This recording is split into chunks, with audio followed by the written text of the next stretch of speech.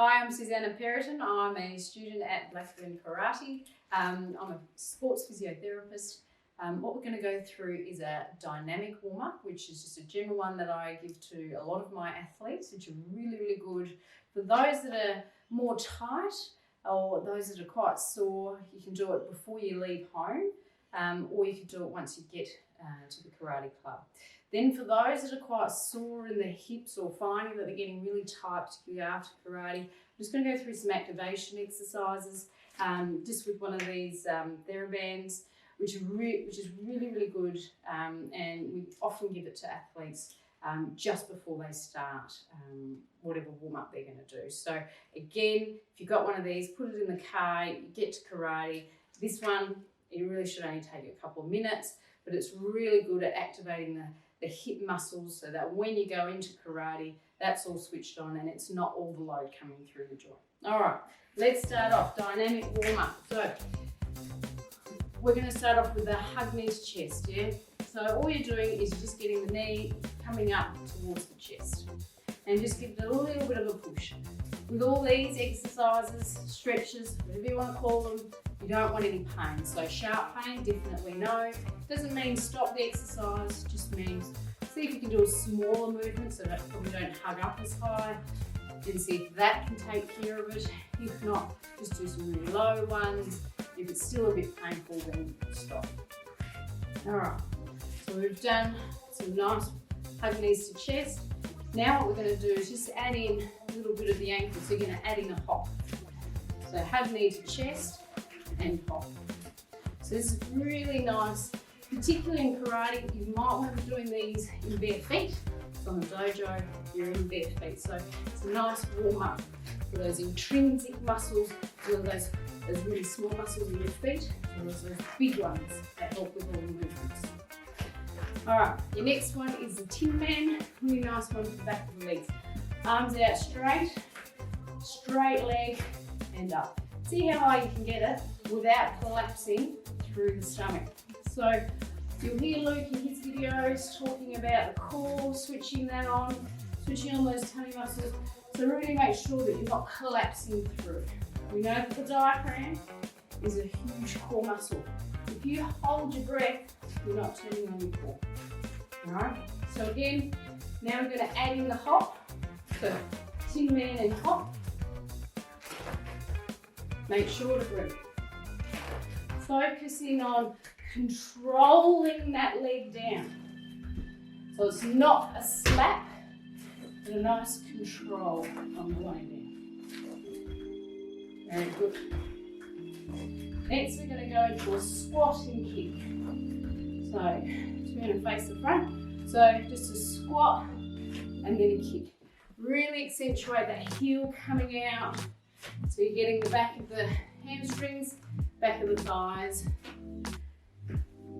Make sure to breathe. Keep that balance. You can do this. Doesn't take us long. Your next one's going to be that inchworm. You're going up, you're going into that plank position and really going to get that core working, getting the hips moving, getting those hamstrings nice and stretched. In 3, 2, and 1. All right, so we can start off with the arms nice and tall, come down, keep your legs straight into that plank position. To get our shoulders nice and warm, we're going to add in a push-up and then walk the hands back, roll it up, arms up, and then back down. We're going to do 6 of these. So this will be 2.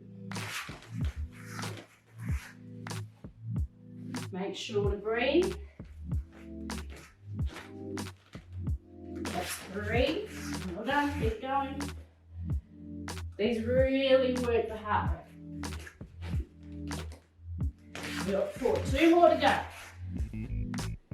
So really when you come up, really try and stretch your arms all the way to the ceiling.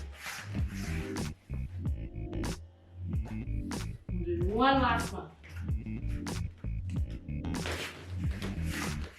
All right, next is for the hips. So you're going to be in that plank position again.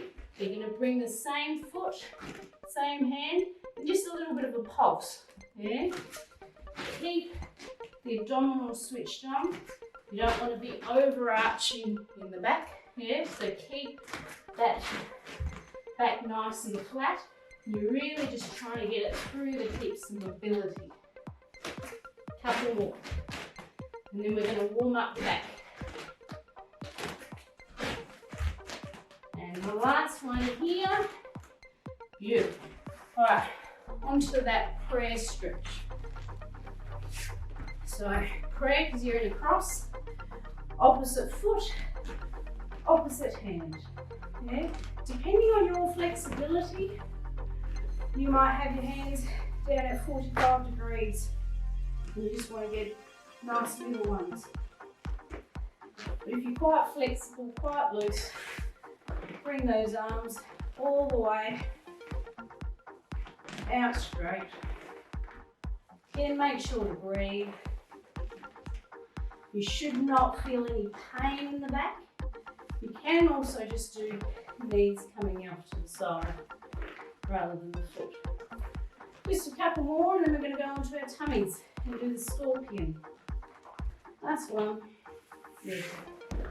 Alright, onto the scorpion. So again, arms out and opposite foot, opposite hand. Looks difficult, but a lot easier when you have a go. Again, if you can't get there, just bring your hands about 45 degrees and just do little ones. Yeah. So come back up for those that are nice and flexible. You will find that you're better with one than the other. So this is what we term more a back extension. The other one is more back flexion because you're bending. Most people will have a preference. And it's always good to know which preference you are, because that way you'll know if you do your back, where you need to get back to. Yeah, because you might find now that these extension exercises are hard and you get back pain, and these are still hard. And then you don't know, is it the back pain or is it how you normally work? All right, next one. We're going to go into the swimmer. So feet down, chest up, and it's breaststroke. Yeah. Again, make sure you breathe. You should feel your lower back working quite nicely. Just a couple more. And last one, done. You can just do a quick stretch here to finish it off. You can be lying down flat, and that's a dynamic warm-up. So for those that have the dodgy hips, yeah, really want to get those muscles around the hips activated. So we get our TheraBand around the ankles, get to the one side, get into that athletic stance. So athletic stance means everything's slightly bent. So we're not up here, we're not all the way down here, just where it's nice and comfortable. And just like Sensei Richard, Sensei Jace always talk about, you want to try and keep the chest at the same level as you're coming across. We don't want to teapot, yeah? Because we're using other muscles to do the movement. So, athletic stance, off we go.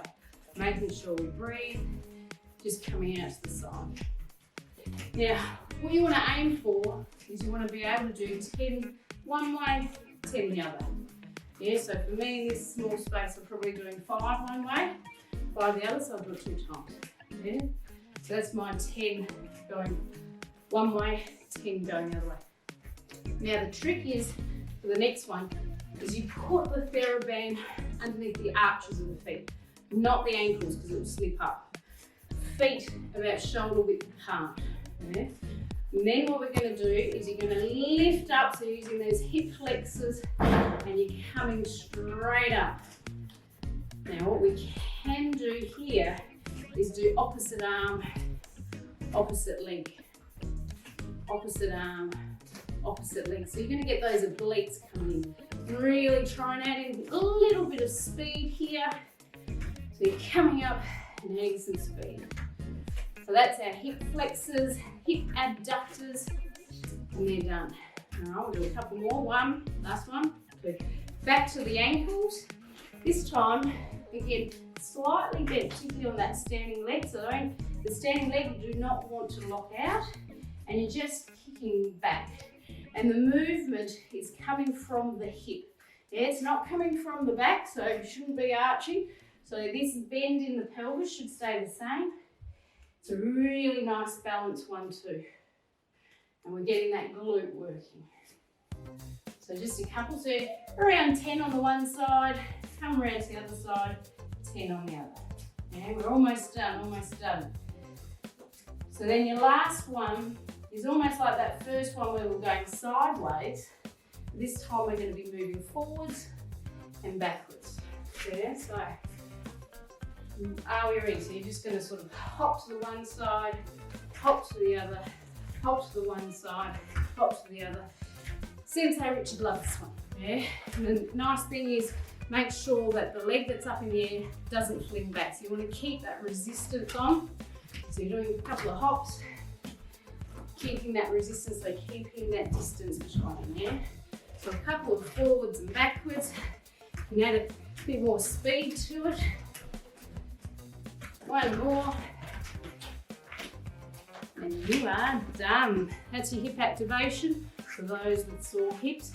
I bet you anything, you'll start feeling nice and warm in here and you'll be ready for karate. Good luck. Thank you, everyone.